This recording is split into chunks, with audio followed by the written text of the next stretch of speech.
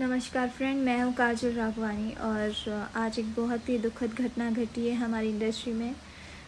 हमारे भोजपुरी के महान म्यूज़िक डायरेक्टर जो कि बहुत स्वीट थे, बहुत अच्छे इंसान थे, वो आज हमारे बीच नहीं रहे हैं। और धनंजय मिश्रा जी, आप जहाँ कहीं भी हो, आपकी आत्मा को शांति मिले, बस यही कामना करती हूँ। और बहुत बहुत वर्क करना था आपके साथ, बहुत इच्छा थी और इस लॉकडाउन के बाद पर वो इच्छा अधूरी रह गई। बट कोई बात नहीं, आपका आशीर्वाद हमेशा हमारे साथ रहेगा।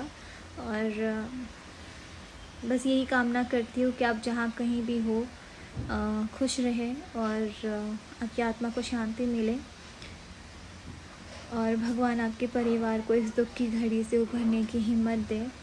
हम उनके साथ हैं और बस कोई शब्द नहीं है, बस यही कहूँगी, अच्छे लोग बहुत जल्दी चले जाते हैं।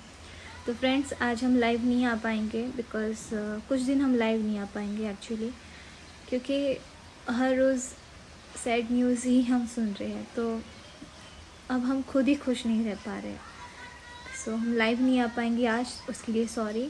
और प्लीज़ आप प्रे करिए कि वो जहाँ भी हो अच्छे से उनकी आत्मा को शांति मिले और उनके परिवार को इस दुख की घड़ी से उभरने की हिम्मत मिले।